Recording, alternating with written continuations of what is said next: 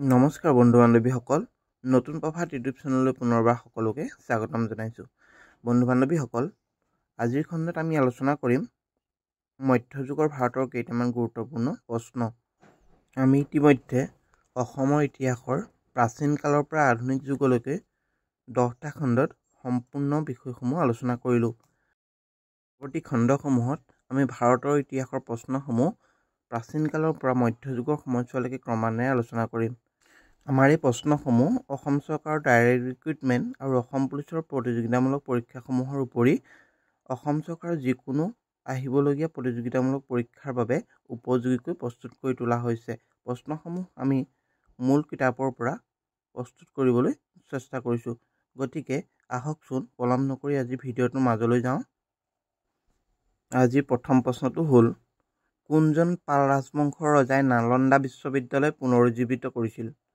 আৰু ইয়াৰ অপশ্যনসমূহ হ'ল অপশ্যন ক গোপাল, অপশ্যন খ ৰত্নপাল, অপশ্যন ক দেৱপাল, অপশ্যন খ ব্ৰহ্মপাল।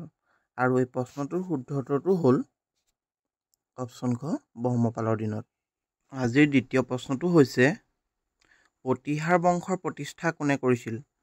আৰু ইয়াৰ অপশ্যনসমূহ হৈছে অপশ্যন ক দেৱভূতি, অপশ্যন খ পৃথ্বীৰাজ চৌহান, অপশ্যন গ গোপাল তৃতীয়, অপশ্যন খ ভোজ। আৰু এই প্ৰশ্নটোৰ শুদ্ধ উত্তৰটো হৈছে অপশ্যন খ ভোজৰ দিনত। প্ৰতিহাৰসকলে কনৌজত দীৰ্ঘদিনে শাসন কৰি আছিল আৰু যিসকলক গুৰ্জৰ প্ৰতিহাৰ নামেৰেও জনা যায়। আজিৰ পৰৱৰ্তী প্ৰশ্নটো হৈছে, তৰাইনৰ প্ৰথম যুদ্ধ কেতিয়া হৈছিল? আৰু ইয়াৰ অপশ্যনসমূহ হৈছে অপশ্যন ক 1121 চনত, অপশ্যন খ 1191 চন, অপশ্যন গ 1192 চন, অপশ্যন খ 1190 চন। আৰু এই প্ৰশ্নটোৰ শুদ্ধ উত্তৰটো হ'ল 1191 চনত। বন্ধু বান্ধৱীসকল, ভাৰতৰ প্ৰেক্ষাপটত তৰাইনত দুখন বিখ্যাত যুদ্ধ হৈছিল আৰু এই দুয়োখন যুদ্ধতেই ভাৰতৰ পক্ষৰ পৰা পৃথ্বীৰাজ চৌহানে নেতৃত্ব বহন কৰিছিল। আজিৰ পৰৱৰ্তী প্ৰশ্নটো হৈছে, তৰাইনৰ দ্বিতীয় যুদ্ধ কেতিয়া হৈছিল? আৰু ইয়াৰ অপশ্যনসমূহ অপশ্যন ক 1192 চনত, অপশ্যন খ 1198 চনত, অপশ্যন গ 1206 চনত, অপশ্যন ঘ 1208 চনত। আৰু এই প্ৰশ্নটোৰ শুদ্ধ উত্তৰটো হ'ল অপশ্যন ক 1192 চনত। পৃথ্বীৰাজ চৌহান আৰু মহম্মদ ঘুৰিৰ মাজত 1192 চনত তৰাইনত এখন বিশ্ববিখ্যাত যুদ্ধ হৈছিল। আজিৰ পঞ্চমটো প্ৰশ্ন হৈছে, চন্দ্ৰৱাৰ যুদ্ধ কাৰ কাৰ মাজত হৈছিল? আৰু ইয়াৰ অপশ্যনসমূহ হ'ল অপশ্যন ক পৃথ্বীৰাজ চৌহান আৰু মহম্মদ ঘুৰিৰ মাজত, অপশ্যন খ পৃথ্বীৰাজ চৌহান আৰু চুলতান মাহমুদৰ মাজত, অপশ্যন গ জয়চন্দ্ৰ আৰু মহম্মদ ঘুৰিৰ মাজত, অপশ্যন ঘ জয়চন্দ্ৰ আৰু মহম্মদ আল্লাউদ্দিন খিলজীৰ মাজত। আৰু ইয়াৰ শুদ্ধ উত্তৰটো হ'ল অপশ্যন গ জয়চন্দ্ৰ আৰু মহম্মদ ঘুৰিৰ মাজত। আজিৰ পৰৱৰ্তী প্ৰশ্ন, মহম্মদ ঘুৰি পূব ভাৰত অভিযানৰ সেনাধ্যক্ষগৰাকী কোন আছিল? আৰু ইয়াৰ অপশ্যনসমূহ হৈছে অপশ্যন ক মালিক কাফুৰ, অপশ্যন খ বখতিয়াৰ খিলজী, অপশ্যন গ নাছিৰুদ্দিন শ্বাহ, অপশ্যন ঘ তাজউদ্দিন ইলদুছ। আৰু এই প্ৰশ্নটোৰ শুদ্ধ উত্তৰটো হৈছে অপশ্যন খ বখতিয়াৰ খিলজী।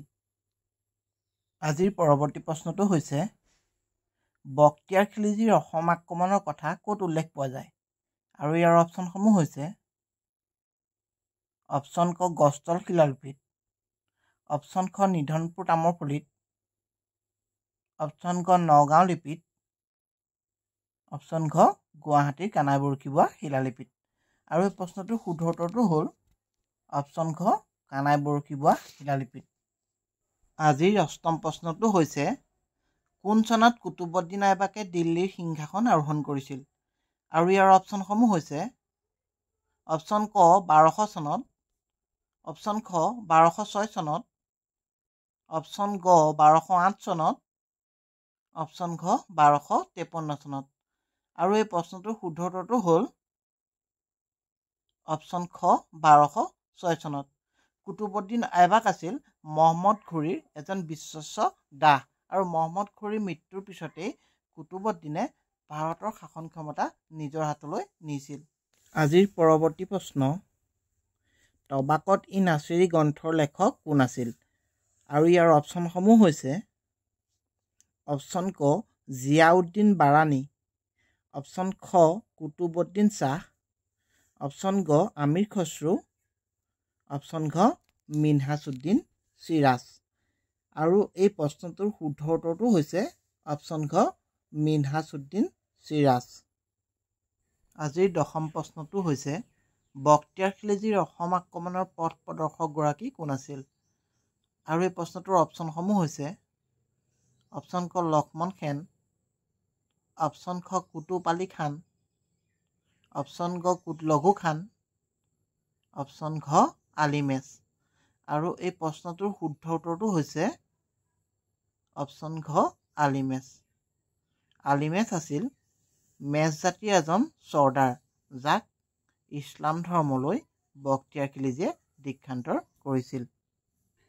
আজিৰ একাদশ প্ৰশ্নটো হৈছে কোনে কুতুবুদ্দিন আইবাকক দাসত্বৰ পৰা মুক্তি দিছিল? আৰু ইয়াৰ অপশ্যনসমূহ হৈছে অপশ্যন ক মহম্মদ ঘুৰি, অপশ্যন খ চুলতান মাহমুদ, অপশ্যন গ চেংগিজ খাঁ, অপশ্যন ঘ বাহাদুৰ শাহ। আৰু এই প্ৰশ্নটোৰ শুদ্ধ উত্তৰটো হ'ল অপশ্যন খ চুলতান মাহমুদ। কুতুবুদ্দিন আইবাকে 1208 খ্ৰীষ্টাব্দত গজনীৰ চুলতান মাহমুদৰ পৰা দাসত্বৰ পৰা মুক্তিৰ প্ৰমাণপত্ৰ লাভ কৰিছিল আৰু তাৰ পৰৱৰ্তী কালতেই তেওঁ নিজকে চুলতান হিচাপে নামাঙ্কিত কৰিবলৈ সক্ষম হৈছিল। আজিৰ পৰৱৰ্তী প্ৰশ্নটো হৈছে লাক্সবক বুলি কোনগৰাকী চুলতানক জনা যায়? আৰু ইয়াৰ অপশ্যনসমূহ হৈছে অপশ্যন ক ইলতুৎমিছ, অপশ্যন খ গিয়াছুদ্দিন বলবন, অপশ্যন গ কুতুবুদ্দিন আইবাক, অপশ্যন ঘ আলাউদ্দিন খিলজী। আৰু ইয়াৰ শুদ্ধ উত্তৰটো হ'ল অপশ্যন গ কুতুবুদ্দিন আইবাক। বন্ধু বান্ধৱীসকল, আপোনালোকে যদি নতুন প্ৰভাত ইউটিউব চেনেলটো প্ৰথমবাৰৰ বাবে চাই আছে তেনেহ'লে অনুগ্ৰহ কৰি চেনেলটো ছাবস্ক্ৰাইব কৰি দিব। আৰু যদি এই ভিডিঅ'টোৰ পৰা আপোনালোক উপকৃত হৈছে তেনেহ'লে লগৰ বন্ধু বান্ধৱীক ভিডিঅ'টো শ্বেয়াৰ কৰি চেনেলটো আগবঢ়াই নিয়াত সহায় কৰিব। আজিৰ পৰৱৰ্তী প্ৰশ্নটো হৈছে ইলতুৎমিছ নামটোৰ অৰ্থ কি? আৰু ইয়াৰ অপশ্যনসমূহ হ'ল অপশ্যন ক ৰাজ্যৰ শাসনকৰ্তা, অপশ্যন খ ৰাজ্যৰ ত্ৰাণকৰ্তা, অপশ্যন ক ঈশ্বৰৰ দূত, অপশ্যন ঘ সৰ্বশ্ৰেষ্ঠ। আৰু ইয়াৰ শুদ্ধ উত্তৰটো হৈছে অপশ্যন খ ৰাজ্যৰ ত্ৰাণকৰ্তা। আজিৰ পৰৱৰ্তী প্ৰশ্নটো হৈছে কুতুব মিনাৰ নিৰ্মাণ কাৰ্য কাৰ ৰাজত্বকালত সম্পূৰ্ণ হৈছিল? আৰু ইয়াৰ অপশ্যনসমূহ হৈছে অপশ্যন ক ইলতুৎমিছৰ, অপশ্যন খ কুতুবুদ্দিন আইবাকৰ, অপশ্যন গ ফিৰোজ শ্বাহ তুগলকৰ, অপশ্যন ঘ আলাউদ্দিন খিলজীৰ। আৰু ইয়াৰ শুদ্ধ উত্তৰটো হ'ল অপশ্যন ক ইলতুৎমিছৰ দিনত। বন্ধু বান্ধৱীসকল, কুতুবুদ্দিন আইবাকৰ দিনত কুতুব মিনাৰ নিৰ্মাণ কাৰ্য আৰম্ভ হৈছিল আৰু ইলতুৎমিছে ইয়াৰ চতুৰ্থ মহলাটো সম্পূৰ্ণ কৰি কুতুব মিনাৰ নিৰ্মাণ কাৰ্য সম্পন্ন কৰিছিল। আজিৰ পঞ্চদশ সংখ্যক প্ৰশ্নটো হৈছে চিহালগানী নামটোৰ অৰ্থ কি? আৰু ইয়াৰ অপশ্যনসমূহ হৈছে অপশ্যন ক দাসসকলৰ এখন সভা, অপশ্যন খ কৃতদাসসকলৰ এক সংগঠন, অপশ্যন গ এজন সামৰিক বিষয়া, অপশ্যন ঘ শাসন ব্যৱস্থাৰ এক ভাগ। আৰু ইয়াৰ শুদ্ধ উত্তৰটো হৈছে অপশ্যন খ কৃতদাসসকলৰ এক সংগঠন। বলবনৰ দিনত এই চিহালগানীৰ নামৰ গোটটো বিশেষভাৱে শক্তিশালী হৈ উঠিছিল। আজিৰ পৰৱৰ্তী প্ৰশ্নটো হৈছে দিল্লীৰ প্ৰসিদ্ধ কুতুব মিনাৰটো কাৰ স্মৃতিসৌধ? আৰু ইয়াৰ অপশ্যনসমূহ হৈছে অপশ্যন ক কুতুবুদ্দিন আইবাকৰ, অপশ্যন খ কুতুব আলী খানৰ, অপশ্যন গ মহম্মদ কুতুব আলী, অপশ্যন ঘ কুতুবুদ্দিন বখতিয়াৰ কাকীৰ। আৰু ইয়াৰ শুদ্ধ উত্তৰটো হৈছে অপশ্যন ঘ কুতুবুদ্দিন বখতিয়াৰ কাকীৰ। আজিৰ 17 সংখ্যক প্ৰশ্নটো হ'ল দিল্লীৰ সিংহাসনত বহা প্ৰথমগৰাকী মহিলা কোন আছিল? আৰু ইয়াৰ অপশ্যনসমূহ হৈছে অপশ্যন ক ৰেজিয়া চুলতানা, অপশ্যন খ বেগম হজৰত মহল, অপশ্যন গ মমতাজ মহল, অপশ্যন ঘ মেহেৰু চিন্না। আৰু ইয়াৰ শুদ্ধ উত্তৰটো হৈছে অপশ্যন ক ৰেজিয়া চুলতানা।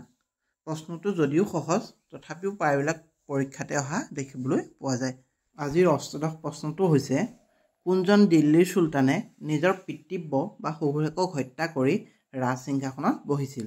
আৰু ইয়াৰ অপশ্যনসমূহ হ'ল অপশ্যন ক আলাউদ্দিন খিলজী, অপশ্যন খ ইলতুৎমিছ, অপশ্যন গ মহম্মদ বিন তুগলক, অপশ্যন ঘ কুতুবুদ্দিন আইবাক।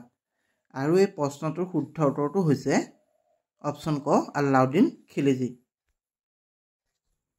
আজিৰ 19 সংখ্যক প্ৰশ্নটো হ'ল জিন ই আল্লাহ উপাধি লোৱা চুলতানজন কোন আছিল?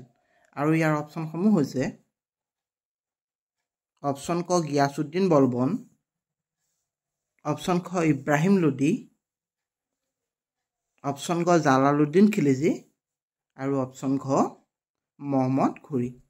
আৰু এই প্ৰশ্নটোৰ শুদ্ধ উত্তৰটো হৈছে অপশ্যন ক গিয়াছুদ্দিন বলবন, যি জিনি আল্লাহ বা শ্বেডো অফ গড উপাধি লাভ কৰিছিল।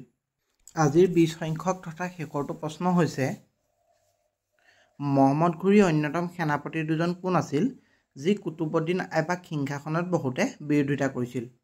আৰু ইয়াৰ অপশ্যনসমূহ হৈছে অপশ্যন ক তাজউদ্দিন ইলদুছ আৰু কুটলঘু খান, অপশ্যন খ তাজউদ্দিন ইলদুছ আৰু নাছিৰুদ্দিন কোৱাচা, অপশ্যন গ বখতিয়াৰ খিলজী আৰু নাছিৰুদ্দিন শ্বাহ, অপশ্যন ঘ ওপৰৰ এটাও নহয়। বন্ধু বান্ধৱীসকল, এই প্ৰশ্নটোৰ উত্তৰ আপোনালোকে কমেণ্ট বক্সত দিব বুলি আশা কৰিলোঁ। আৰু আজি ভিডিঅ'টো চাই যদি আপোনালোক উপকৃত হ'ল তেনেহ'লে চেনেলটো লাইক আৰু শ্বেয়াৰ কৰি দিব। লগতে প্ৰথমবাৰৰ বাবে যদি আপোনালোকে ভিডিঅ'টো চাই আছে তেনেহ'লে চেনেলটো ছাবস্ক্ৰাইব কৰি দিব। আজিলৈ ইমানেই, ধন্যবাদ।